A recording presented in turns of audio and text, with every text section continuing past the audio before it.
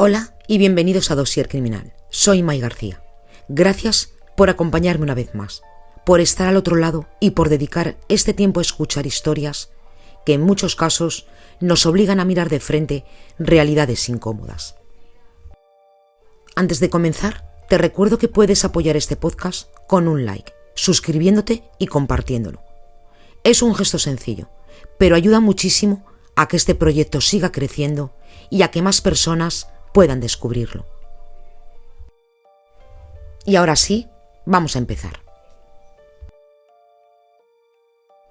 En ocasiones, los casos más difíciles de comprender no son los que ocurren en lugares lejanos, ni los que implican a desconocidos. Son aquellos que suceden dentro de casa, en espacios donde se supone que todo debería de ser seguro. Y este es uno de esos casos. Nos vamos a trasladar a un entorno rural, tranquilo, donde aparentemente nunca pasa nada. Un lugar donde los vecinos se conocen, donde las cosas se hacen siempre igual y donde cualquier suceso fuera de lo habitual llama la atención.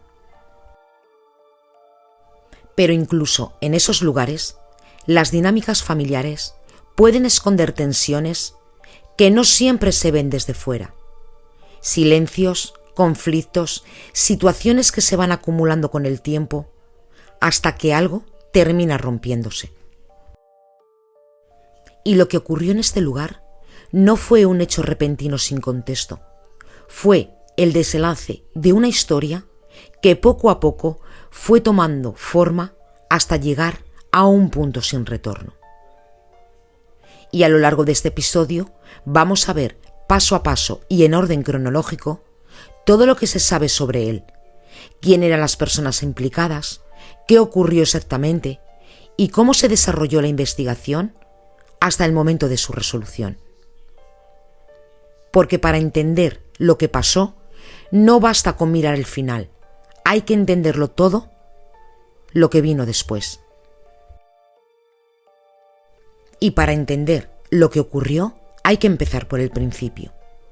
Y en este caso, el principio no está en Galicia, sino a cientos de kilómetros de distancia.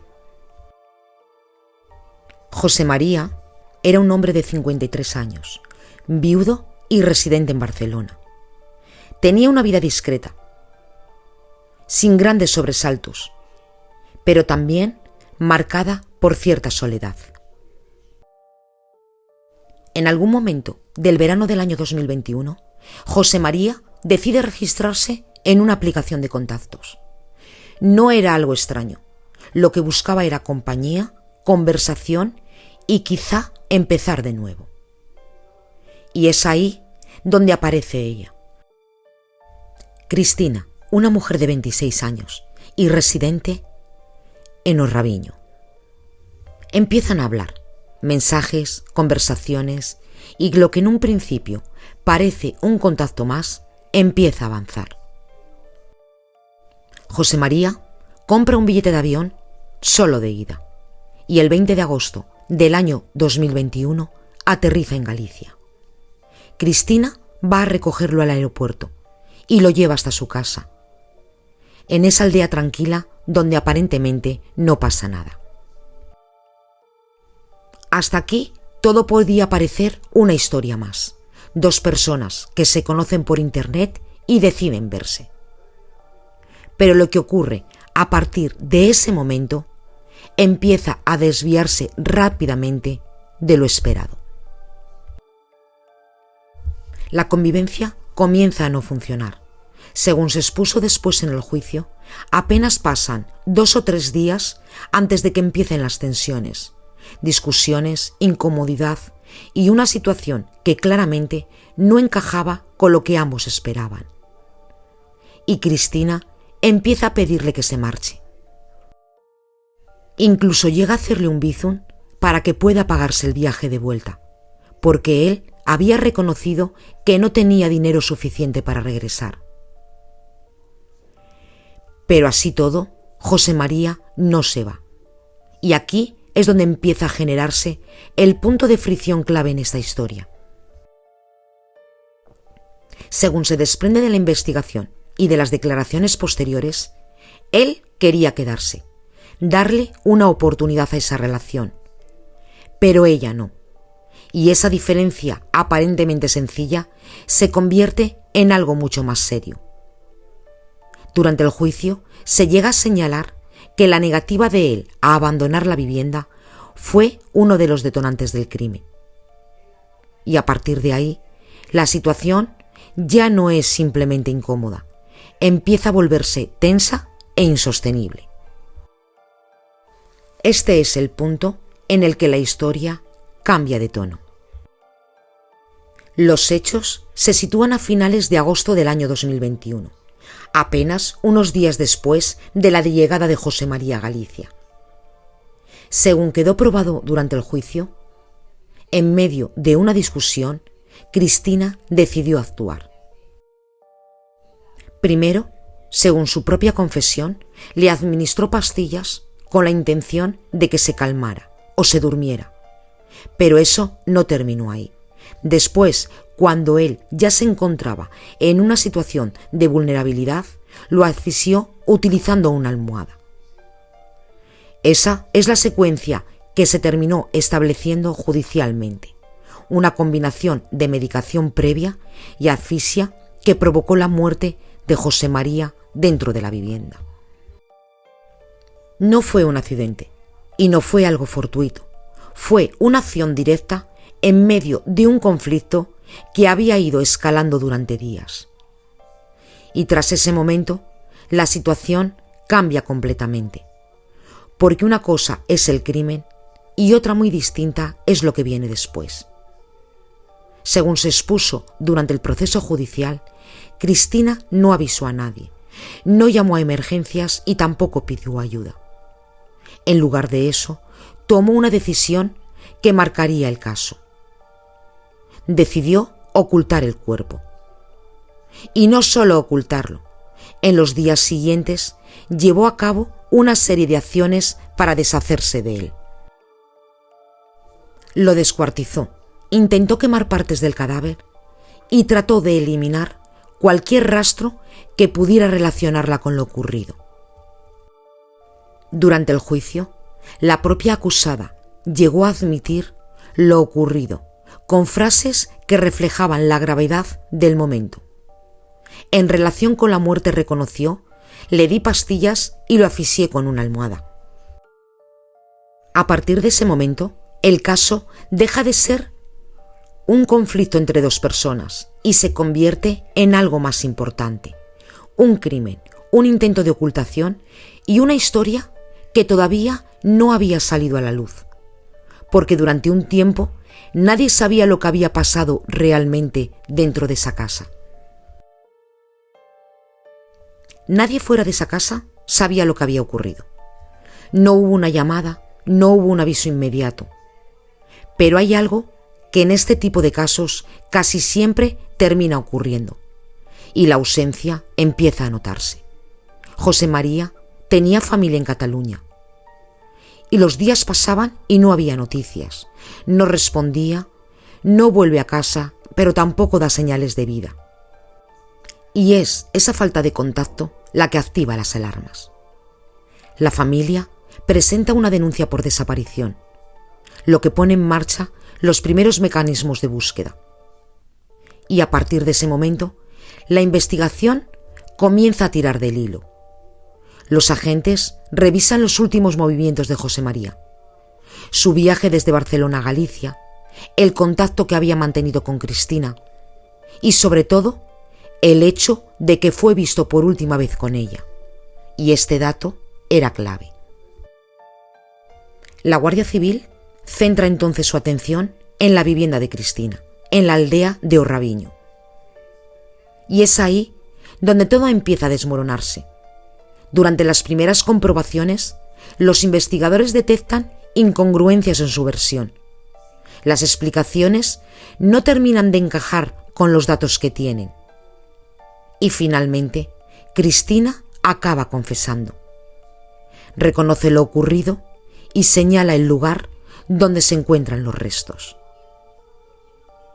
Los agentes registran la zona, y localizan partes del cuerpo en el entorno de la vivienda, algunas de ellas parcialmente quemadas, lo que confirma el intento de ocultación del crimen. Y en ese momento, el caso cambia completamente de dimensión. Ya no se trataba solo de una desaparición, sino el intento de ocultar un crimen. Cristina es detenida y puesta a disposición judicial. Durante su declaración, admite los hechos, lo que facilita que la investigación avance con rapidez en la reconstrucción de lo ocurrido. Pero aún así, los investigadores tienen que hacer un trabajo minucioso: reconstruir los días previos al crimen, analizar los restos encontrados, confirmar la causa de la muerte y establecer con claridad la secuencia de los hechos. Y todo esto será clave más adelante en el juicio, porque una cosa es la confesión y otra muy distinta es probar cada detalle ante un tribunal. Y a partir de aquí, el caso ya está en manos de la justicia.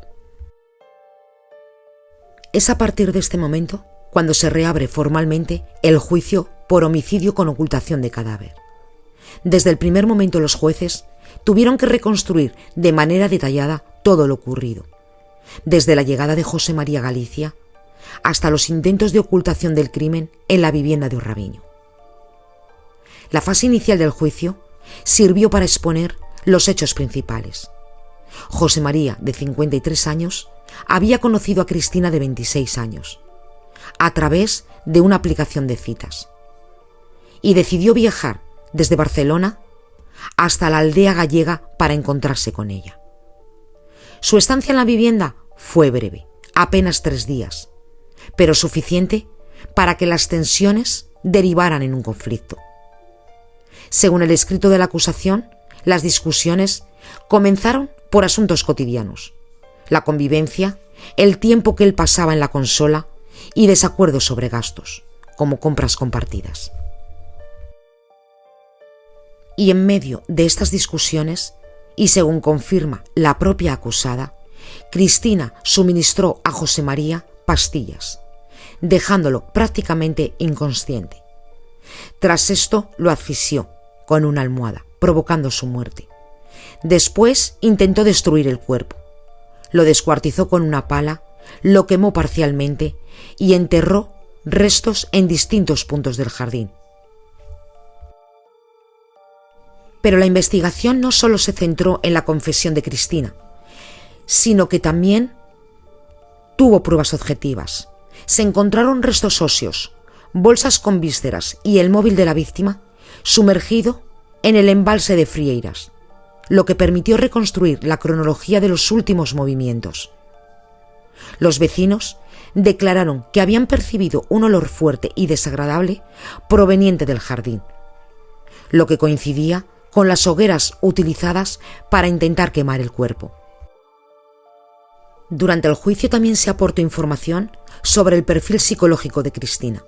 Los peritos indicaron que presentaba trastornos de ansiedad generalizada, trastorno obsesivo-compulsivo y un trastorno de personalidad con dificultades en el control de impulsos.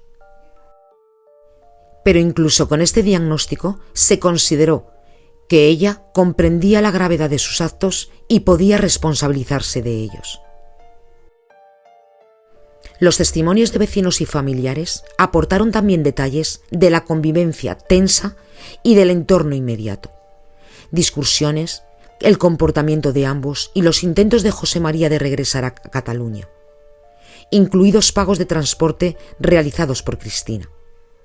Todo ello ayudó a los jueces a comprender la dinámica previa al crimen y los actos posteriores para ocultarlo.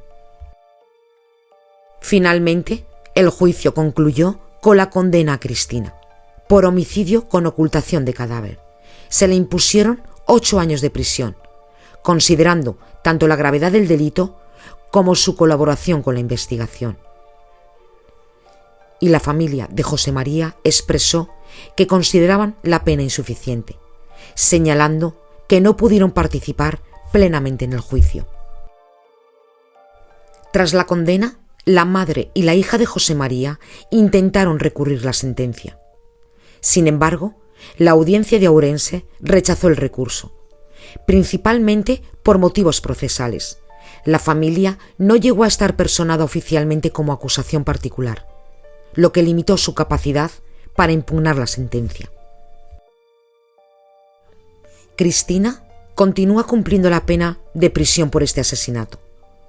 Parte de la condena puede ser efectivamente reducida por el tiempo que ya pasó en prisión preventiva desde su detención en diciembre del año 2021.